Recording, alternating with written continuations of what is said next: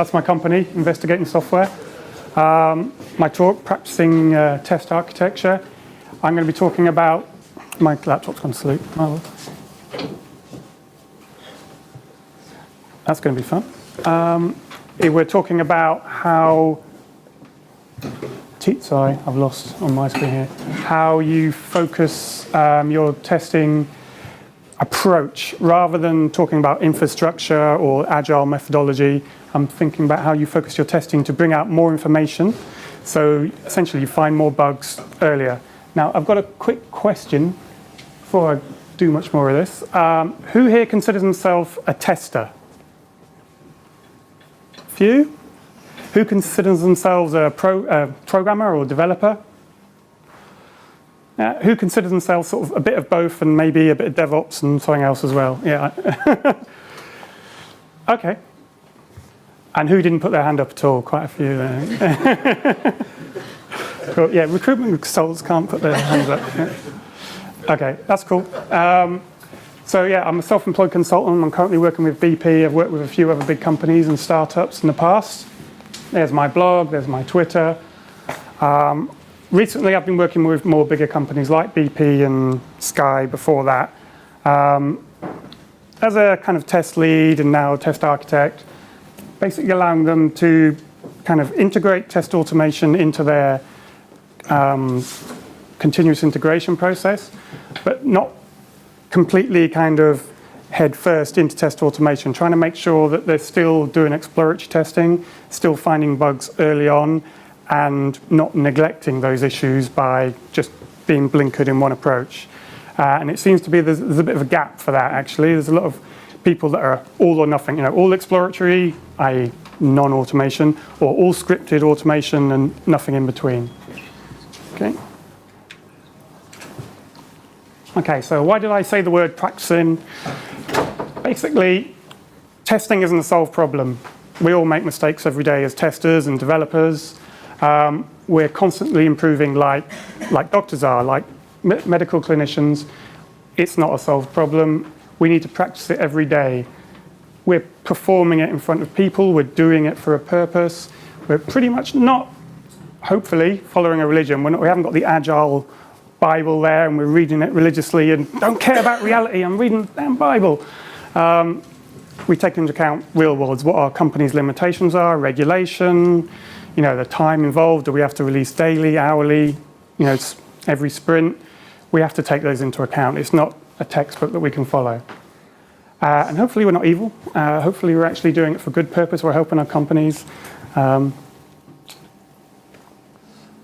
broken this down into the 3 isms of software test architecture. These are probably things you've been told or you've seen or you've read about and you think, that seems sensible, I should do that. Why not do that? That's cool. But then when you think about them, you start to think, maybe it's not true. Now the first one is polygonism, as I call it. You've no doubt seen this. I think this is from Martin Fowler, ThoughtWorks, but you go to any agile testing website and you'll see variations on this theme. Let's do a few UI tests, a few sort of middleware service ones, and lots of unit tests. Now, that's not actually bad advice, really. That's generally tends to be quite right. But it's talked about in the Bible sense, right? As in, this is a religion, you have to do it like this. Well, you don't, right? I mean, all your companies where you work have different problems, okay? You may have 90% of the logic in the UI layer. When I was at Sky, we had a lot of logic in the UI layer, and a lot of logic that couldn't really be tested manually had to be automated.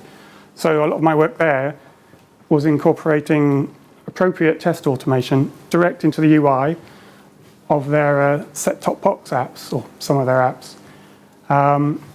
And in that case, you're kind of skewing it up here, right? You've got your polygon the other way around. But it worked, right? That's what they needed.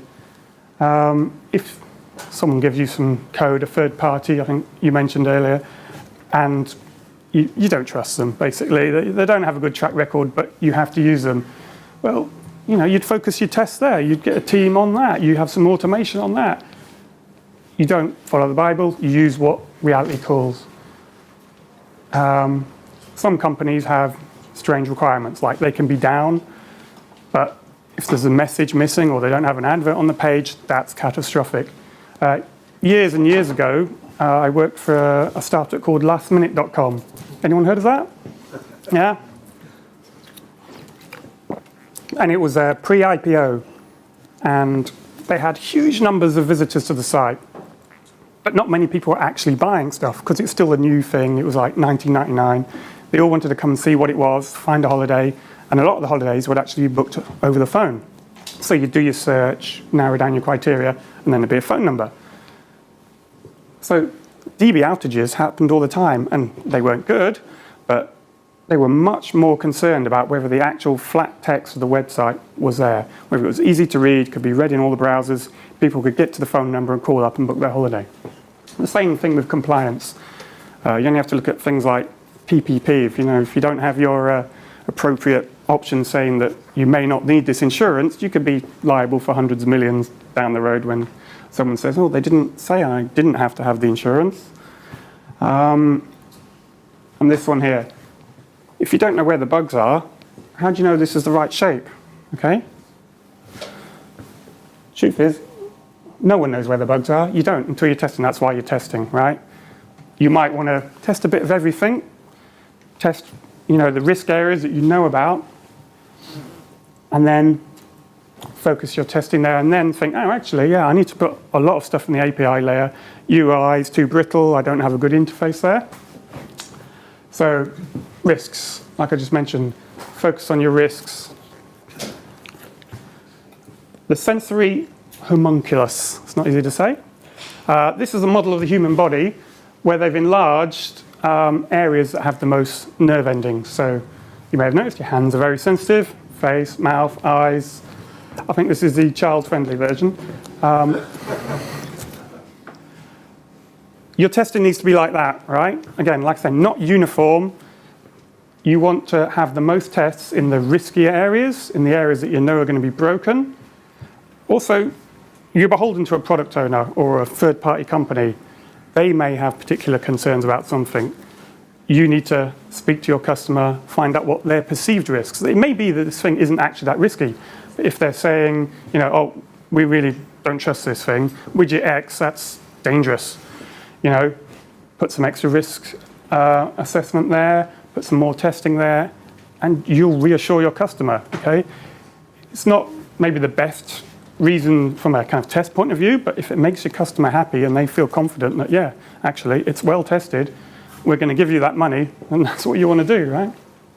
And you're thinking about the costs of those different approaches, okay? Going back to the polygon from before, the pyramid, Gareth mentioned UI tests, they're brittle and they can be pretty high costs, high maintenance. You've only got so much time. Time costs money, you've only got so many people, you've only got so many virtual machines. Okay? It may be great, you may need to do lots of UI testing, but again, if it costs a fortune, you can't do that, right? You've got to balance these things. So, I know I'm labouring the point a bit. Less pyramids, more exploring. This is actually a map of Captain Cook's journeys around the world. Pretty much, he didn't have a pattern. He kind of went around in circles here a bit, went over here, came back here, got murdered here by the Hawaiians. Does anyone sail here? Anyone go sailing at all? No? Oh, well. No. I do go sailing now and then. And if you get an old map of the Pacific around this area, you'll see actual lines marked on there where Captain Cook went and he measured the depths in all these places. And basically he did so much exploring around the world that until the advent of modern radar imaging from satellites and where they can measure the depth from orbit, they didn't have depths for these regions of the world. These 150-year-old values from his tours around the world were what's still used, 20 years ago, 30 years ago. So, exploring, looking for things you didn't expect. Okay? This isn't a good headline to have if you're a fintech company. Okay? By exploring, looking for things you didn't expect, questioning assumptions, you can hopefully find these sorts of issues earlier. Okay, if you look, oversight around assumptions of who would be able to communicate with the card. This card is basically sort of a mini computer. Instead of just being one credit card, it's all your credit cards. So if you've got, you know, a Visa, a MasterCard, American Express, they're all on this card. And you go into your restaurant and you pay your bill, and you can say, oh, use the Visa card today, you know. Turns out, like most software, like most computers, if you don't have physical access to it, you can make it fairly secure. But if you have physical access to that card, it's usually trivial to hack. And that's pretty much kind of a standard security statement. If someone has physical access to your equipment, all bets are off. And what do you do with a credit card? You go to the waiter, you know, pay my bill, he walks off down the back. Could be 10 minutes he's there, got to hack your computer, your card, and take your details, which is exactly what this researcher did. Proved basically it was joke security on the card, because they just hadn't thought how people are going to be using this. They hadn't questioned that. Full stackism. Okay.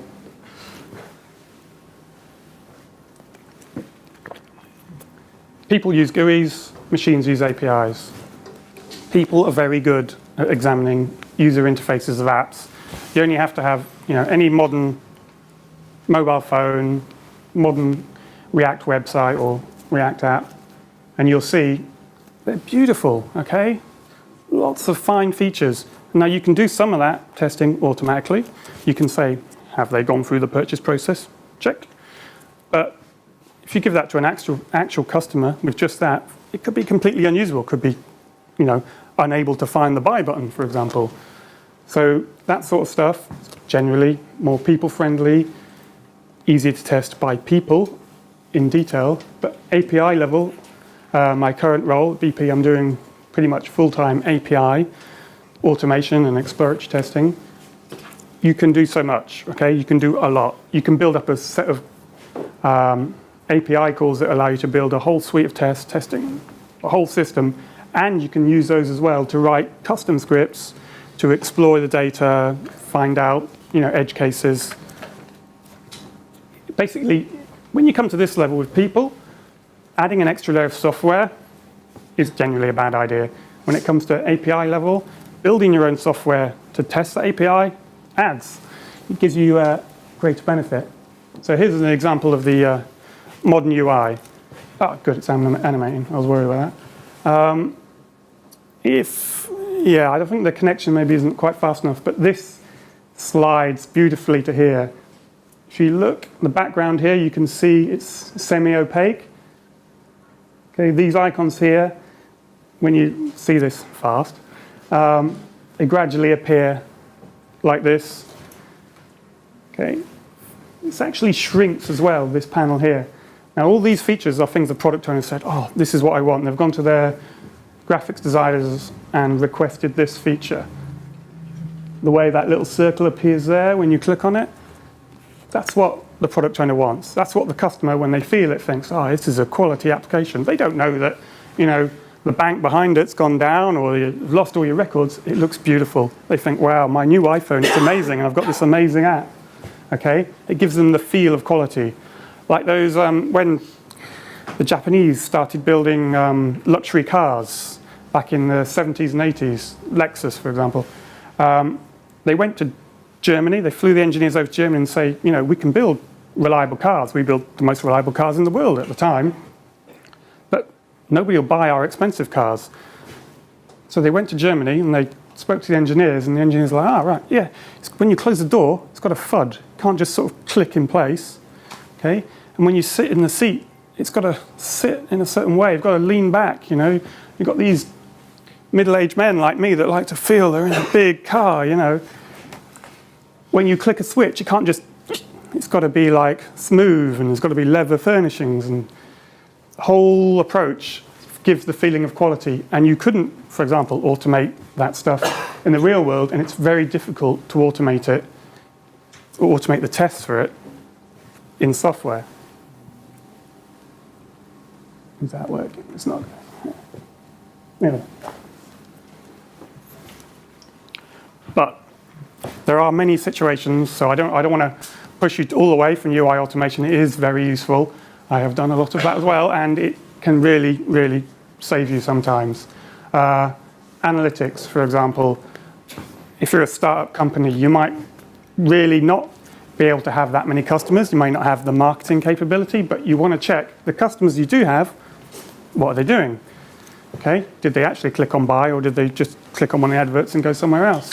Without good analytics, you're not going to know that. You're not going to know where they went in the purchase flow before quitting. Which of the menu options did they click? Especially if you've got a complicated application, you may know they clicked on certain things with kind of regular analytics, but if you want to know the actual order they went through in the site and what decision maybe they made to not buy your product, you'll need quite detailed analytics. And UI automation can be really good for checking that. Okay, because to check a whole bunch of different flows in UI on every CI commit, and then check a bunch of analytics calls that probably happened, within a few seconds, is quite tedious and quite difficult to do by hand. So you can quite easily use something like Selenium or any of those sort of browser automation tools, depending whether you're using an app or a website, to drive that user input and simultaneously have something maybe proxying those calls at the back end and picking up, oh yeah, they clicked on this and this and this, and then they left the site. Okay.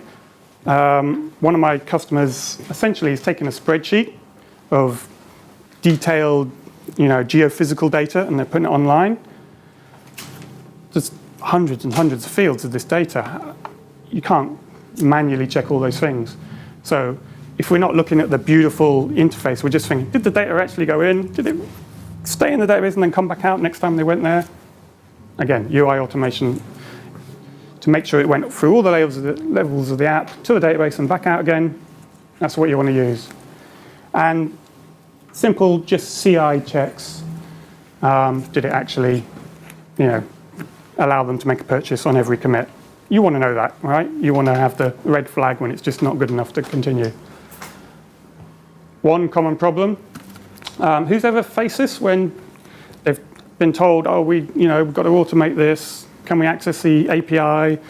No, we can't do that. No one had that? You're lucky. A few years back, I won't mention the name of the company to save them some embarrassment. Very powerful editorial application.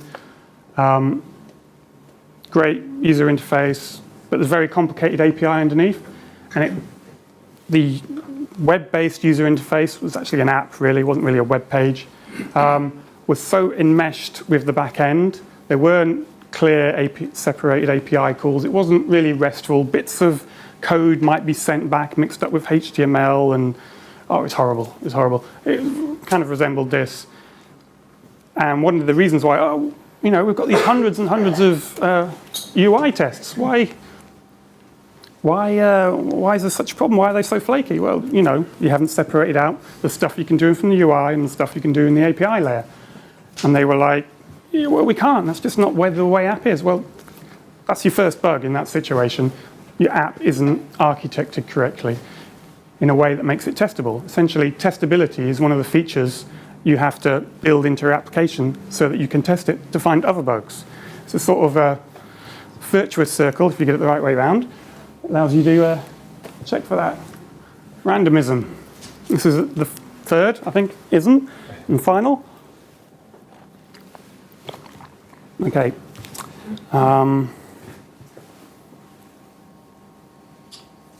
So BDD, TDD, ADD, ATDD, they're good for defining your application. Who uses, say, Cucumber or RSpec or something like that? Yeah, fair few. Is it JBehave and there's others now? They're good if you want to define what your application should do. Okay, what is the behavior? Okay, and they're fundamentally development methodologies. So that's good. You want to know if you've actually delivered a feature. You want to know if that feature still works in some way. But what if you want to know, what you don't know? What if you want to know if it's easy to hack? What if you want to know if it doesn't work when you switch your phone sideways? Unless you know in advance when you're speaking to the product owner or before you actually have the app in front of you, what the bugs are going to be, then you can't write the scenarios, you can't do the fixtures, you can't have the testing happening in an automated fashion, or scripted fashion, earlier. So they're great for defining your application, they're a development methodology, but they're typically not too great for actually testing, for finding out unknowns. So, okay, quick question. Pick a number, it's 5, 10, okay? Everyone picked a number in their heads? Okay. What was your number? 2. Okay, your number? 21. Yeah. How many people chose 24,212.4? Not many. I think hand briefly popped up at the back there. Okay. One thing that's often missing, and I think it's an easy feature to implement, if you can do one purchase in your continuous integration process, you can do 100, you can do 1,000, okay? If you can do pretty much any sort of scripted test once, you can do it several dozen times. It gives you multiple advantages. You can randomly choose your test data. Often, you can engineer and find out, build your own Oracle and find out what the correct result is. You don't even have to always do that. You can just say, I'll put in any data and see if it errors. In theory, no data I put in should cause an error. But say if you're doing like this simple sum, A divided by B equals C. Now, this was an actual feature of an application I worked on. User had to enter several numbers, and one of the kind of subsets of that, well, they had to enter one number and another number, and then the application, when they click save, would just present the result. Now, it's kind of trivial, right? And if you go in manually, you type, 10, 5, works, gave me 2. What we found is when we put some random inputs in there and started off with 1,000, picked floating point numbers, so decimal numbers, between 0 and I think 100,000, we found several bugs. Now, they could have been to do with, well, they were to do with how the backend stored those numbers. It couldn't handle floating point precision beyond a certain level. How it was transferred to the client. So the JSON itself could only support, in this case, I think it was double precision, but the backend was supporting much greater precision than that. So it could have, many dozens of numbers behind the decimal point. But by default, I don't know if you know, but JSON supports double if you use standard JavaScript. So it can't support huge, long floating point numbers. And there were several other issues to do with the numbers going back and forward in certain situations. It might use big decimal, in others you'd use double, and there was just like a whole host of bugs related to that. And we wouldn't have found them if we just picked a number out ahead, 2, 21, whatever, put it in there, because as people, we're not particularly good at guessing numbers and guessing randomly. Okay, and not just numbers, words, picking things from a list. If you've got a user interface where you've got, say, 10 things they can choose from a drop-down, you could write a test for each one, or you could write a test for one, or you could have it just randomly choose 100 times something from that list, or not choose from that list, and see how it behaves. Okay? This helps you avoid the anchoring bias. When I asked you for the number, I mentioned a couple of numbers first.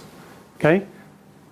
Now, subconsciously, a lot of you would have gone, oh, right, he said 5, therefore my number should be 2. You didn't think, it should be, imaginary number or, floating point number.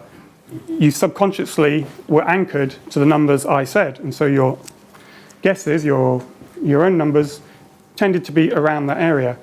Also, people confirm subconsciously what they expect to see. Oh, it should divide these numbers like this and present the number. I'll type in some numbers that do this. If you pick random numbers, you don't have that problem. It takes that away from you. You don't have that responsibility. And you'll usually find that the random numbers don't actually behave how you'd think they were. There's usually bugs in there that the developer, for example, the programmer, didn't anticipate because, again, they thought up some numbers, wrote it in their unit tests, seemed to work. Yeah, lack of imagination. We're people. We're not particularly great at just imagining bugs that we've never seen before. We don't know what we're imagining, so we don't do it.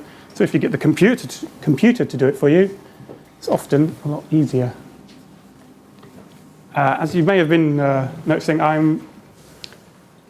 my general theme has been architect to learn. So don't just do scripted tests that aren't going to give you new information. Try and focus it around learning new information. Okay. Now, you've all seen Jurassic Park, yeah?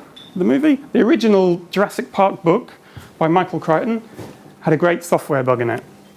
When they built the theme park, I think the character's name in the movie is Dennis Nedry. He's like the computer hacker that built the whole system.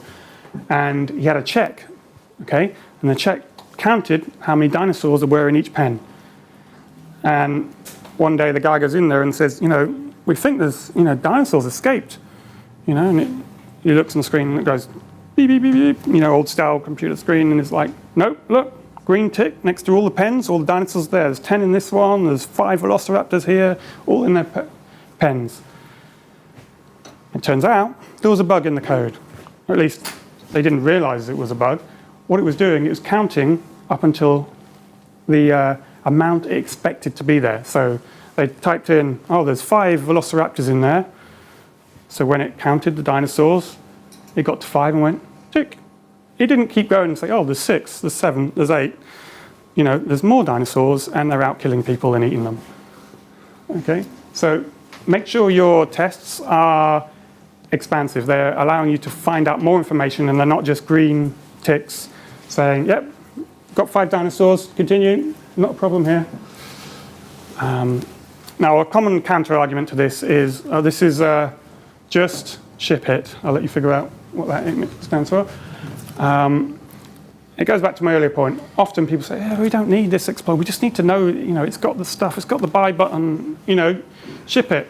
Well, that's good. I understand that, right? You need to know if people are clicking on this, sometimes more than actually selling them stuff, okay? If you have good analytics, you can find that out. And if you only really care about that analytics, that's where you focus your testing.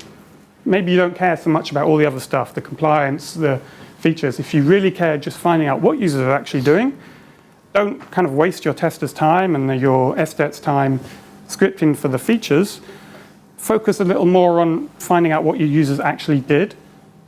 Put your testing effort there, and then you'll get greater feedback from your analytics or whatever method you're using to analyze how people are using your site.